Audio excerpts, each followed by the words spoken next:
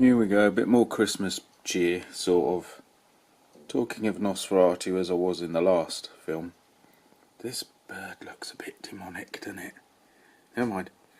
It's all made up for by... These are Christmas decorations, by the way. These are all made up for by our charming little mouse friend who's singing carols. So there we are. Happy Christmas, everybody. At least this time we got something that's... It's a train, it's not a tank killing people or something like that. So let's go.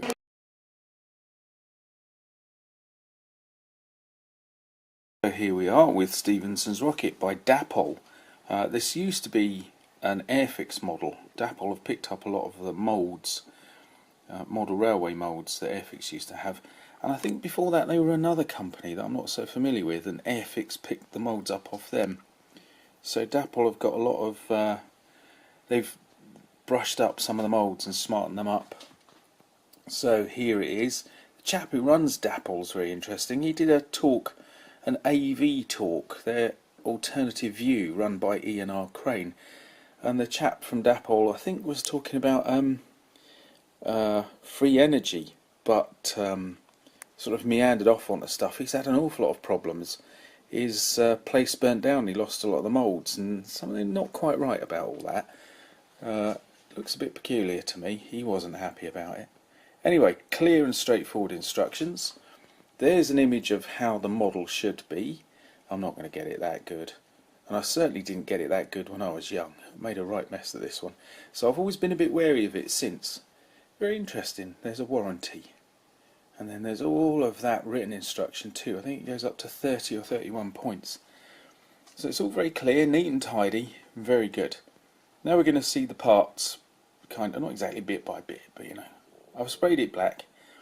Realised I sprayed the wrong side of that frame piece. So you get to see an awful lot of unpainted stuff. And it's all going together really rather nicely. And in fact, an awful lot of it just clipped together. It's such a clean and tidy model, so that was good. And it gradually comes together. I didn't do a good job of it as a kid, so I've been slightly wary of going back to it for some reason. For that reason, I suppose. So I think I'm improving a little on this one, but I still remain wary. You never know. So gradually bits and pieces are coming together. There's the tender. And I struggled with the barrel as a kid, and I struggled with the barrel later. The two halves don't quite slot together perfectly, and the two ends don't fit in brilliantly. One end always will, which means whichever other end it is won't. And on the tender, I managed to get a sort of bit of fencing that divides you off from the train in the wrong place.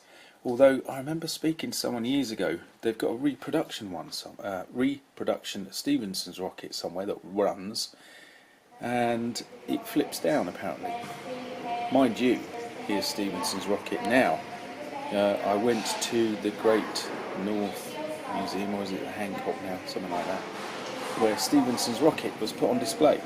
And not long after it was actually built and went through the trials and all of that and became very famous, it got reworked.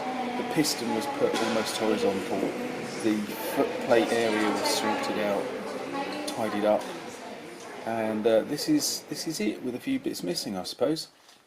All black, by the way, like the model that I was working on. Now I've painted it and it looks a bit sloppy. Gradually that's going to get tidied up, never mind. And there goes the barrel, there's the hands, and it's great, it fits on usually, it won't fit on now I've turned the camera on. And the wheels, I just separated those off because I wondered if you could get metal ones and actually get this running.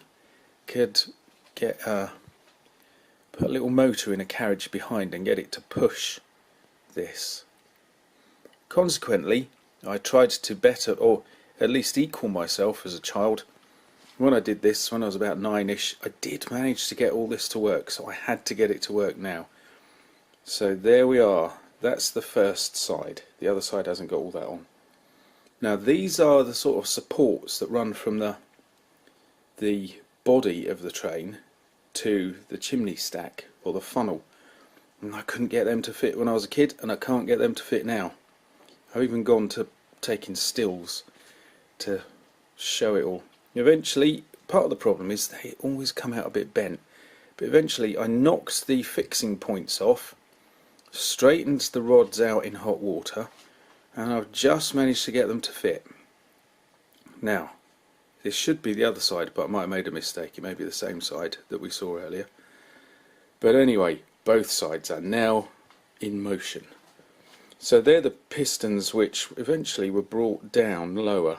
And I might buy this model again and try and do the converted version. Maybe have one or two, because they were used to haul coal, I believe, or eventually.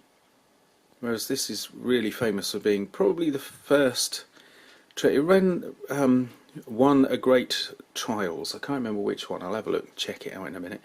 But then it was used to pull passenger carriages, and that really was a first. So is it the Rainsford trials, I think? Anyway, we're looking at these two men. They both look like Captain Ahab.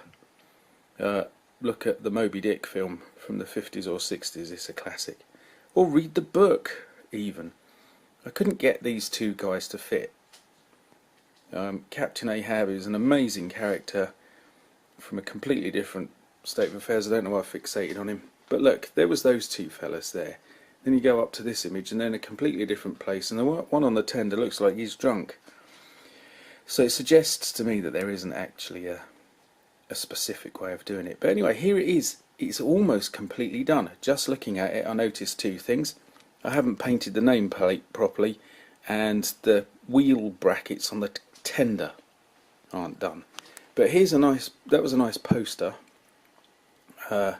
from donkeys years ago, obviously, and here I'm trying to mimic it with some of my steam trains. And obviously they don't take this bit seriously. It just got a nice Georgian building, and I thought, well, let's put it in front to have a look. In fact, it's two buildings, isn't it, and two Tudor ones. So just trying to get a sense of atmosphere. Not even managing that really, are we? But it's done. It's better than when I was a kid, the one I did as a kid, and yeah, it's still a bit sloppy. The yellow paint was miserable. I'm struggling with yellow paint at the moment, and I must admit it's a little bit too lemony for my liking. I'd have liked to have a little bit more brown in it. But anyway, there it is. I know the rails go under the building. It's just trying to get a sense of, you know, Georgian period.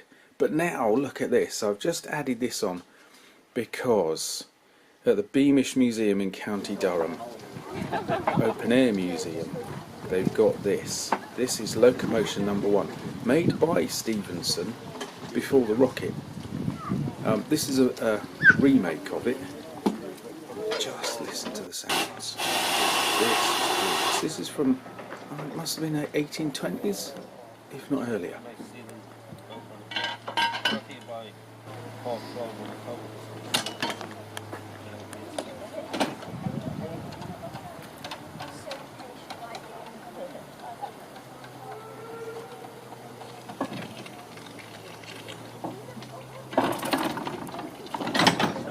Can you hear the water and the pistons?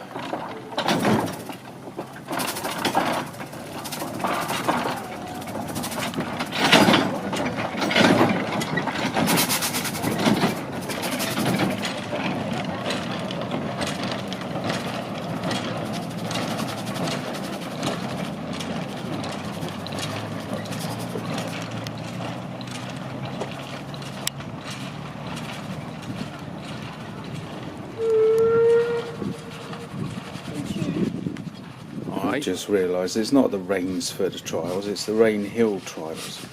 Anyway, the Locomotion No.1, I've just checked, was built in 1825, and Stephenson then went on to do the rocket in 1829 when the Rainhill trials took place, and he won the £500 prize. That's a lot of money in those days. So there we are. Anyway, Happy Christmas to everybody. Thank you for watching. I'll get back and respond to all the messages probably once Christmas Day is out of the way, and see if we can get the ball rolling again, get some more films out. So look out for more.